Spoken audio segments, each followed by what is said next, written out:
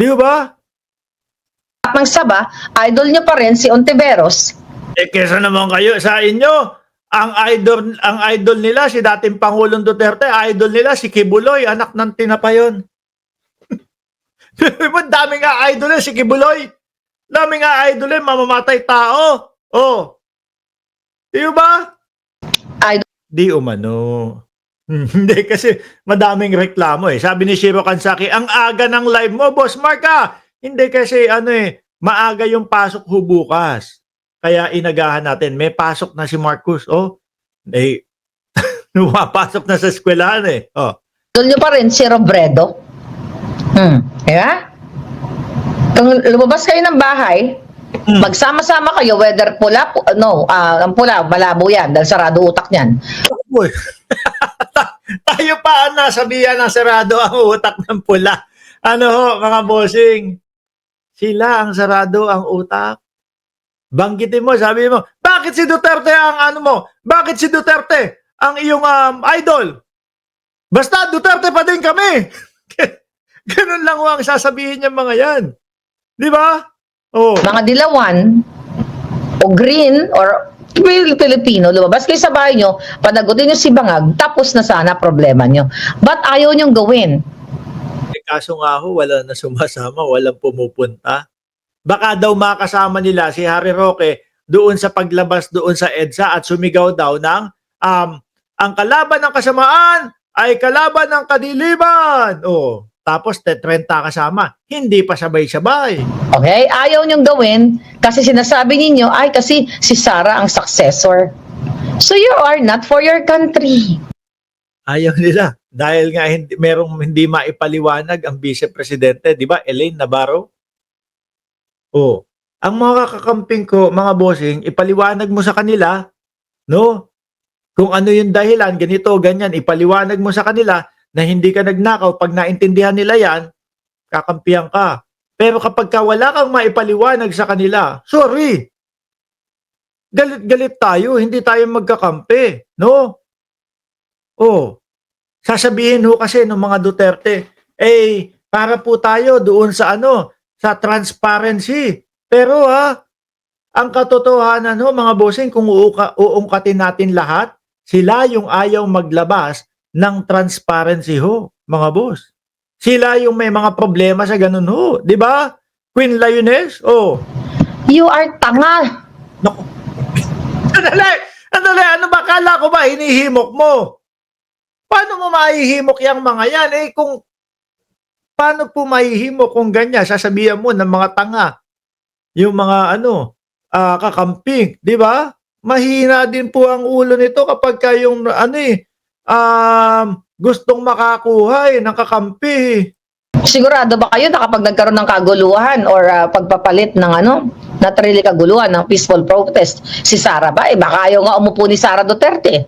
Ayaw. Naku, halata naman na gustong-gusto eh. Sigurado ba kayo na gano'n ang mangyayari? So, ibig sabihin, wala kayong pakialam sa bayan nyo. Dapat kayo'y lumabas. Sandali alam mo kung bakit nakasuporta sila kay Pangulong Bongbong Marcos? No? Corruption. Ayan, kitang-kita sa pangunguna ng ating Pangulo na talagang gusto niyang sugpuin ang korupsyon sa Pilipinas. Di ba? Sino po ang nangunguna na maghagilap ng mga flood control? Sino po yung nangunguna na magpunta doon sa mga lugar para alamin kung ghost project yung sinasabing tapos na daw po or completed na daw po? Di ba si Pangulong Bongbong Marcos kasama yung kampo o yung grupo ni Senator Ping Lacson? No? Di ba? Kababayan, isa pa lang yan. Isa pang kagustuhan o nagustuhan ng mga kakamping kay Pangulo ay yung pagtindig po sa China or West Philippine Sea. Malayong malayo sa dating Pangulong Duterte. Ang dating Pangulong Duterte meron pang pagyayabang na magje-jet ski pa daw eh. Di po ba? Sabi ni Makmak, sabi ni Makmak, Mark, ang mga boss mo puro magnanakaw. Lalapag nyo yung ebidensya. Ako pag sinabi ko, si Sara Duterte, iniisip namin magnanakaw si Sara Duterte. Bakit? Kasi nakita mo may mga resibo na hindi niya maipaliwanag. Galing sa DepEd, galing sa Office of the Vice President. Sila yung gumawa, ipinaasa nila doon sa sa COA. Oh, tapos ngayon hinahanapan ng paliwanag dito, ayaw mga magpaliwanag. Meron akong backup. Pero ikaw, pag hinanap ko, nasaan ang backup mo na magnanakaw? Ang Pangulong Bongbong. Wala. Ang mga namatay, adik at pusher, kaya kay Digong pa rin kami. No, pa rin ako, Mark, kesa sa mga boss mo na puro magnanakaw. Uy, baka hindi mo alam. Si Digong, ang mga nahuhuli dati, piso-piso lang. Ito, yung sa pamumuno ni Bongbong Marcos, bilyon-bilyon. Baka hindi mo alam yan. Pag hinanapan mo ko ng ebidensya, i-type mo lang, Google mo lang, lalabas lahat. Yung mga naaresto. No, walang patay. Baka yung sa inyo, yung sinasabi nyo, patay, adik, pusher, baka sila mismo yung yumayari sa pamamagitan ng sinasabi nila na nanlaban. Bakit? Baka maituro sila kung bubuhayin pa. Di ba? Baka maituro sila kung bubuhayin nila. Nakita nyo? Kapag ka nagsalita ang mga DDS, walang patunay. Pero kapag tayo ang naglahad, meron tayong maipapaliwanag sa kanila. Ganyan ho ang pagkakaiba, mga bossing. Kaya natatawag tong mga ito, mga kababayan, na uto-uto. Pag sinabi ni Sara, magnanakaw, yung gobyerno, magnanakaw, si Bongbong Marcos, sila naman po, okay na yan. Paliwalaan na natin, magnanakaw daw, sabi ng Vice Presidente. Hanapin mo yung ebidensya sa Vice Presidente, walang sasabihin ho yun. Same na lang ho yun, mga kababayan, nung kay Luistro, nung siniraan niya si Luistro. May utang daw ang Luistro sa kanila. Nung sinagot siya ni Luistro, wala na. Tahimik na. Kapag ka sumagot pa siya, mapapahiya lalo eh.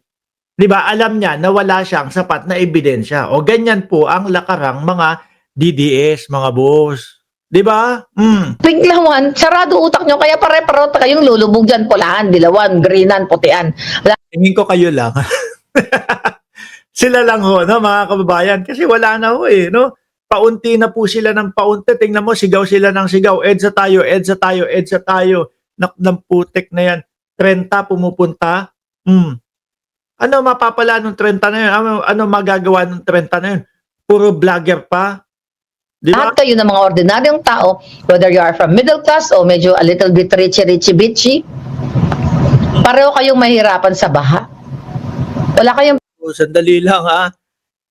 Baha ang binabanatan. Ilan ang pagmamalaki ng dating Pangulong Duterte o gobyerno ni Duterte dati? Ilan? 14,000. Ano yun? May expiration date ba yun? Na kapag natapos na ang termino ni Duterte, hindi na din gagana yung mga flood control na yun. Ganun ba yun? Tingin ko hindi. Tingin ko itinayo yan tapos sasabihin, eto, tatagal to ng 30 years, 40 years, 50 years. No? Bakit ito bumabaha? Nasaan yung 14,000? Kaya nga po naghahagilap ang Pangulo eh. Nasaan yung mga pinagyayabang nitong mga to na 14,000 yung flood control nila? Bakit ngayon bumabaha? Na-gets nyo ba mga DDS or hindi? Nakita nyo ang Pangulo ang nangunguna sa paghagilap nung mga nawawala na flood control na ipinagyayabang nung administrasyon ni Duterte. Di ba, Ronnie De Guzman? patriotism at all.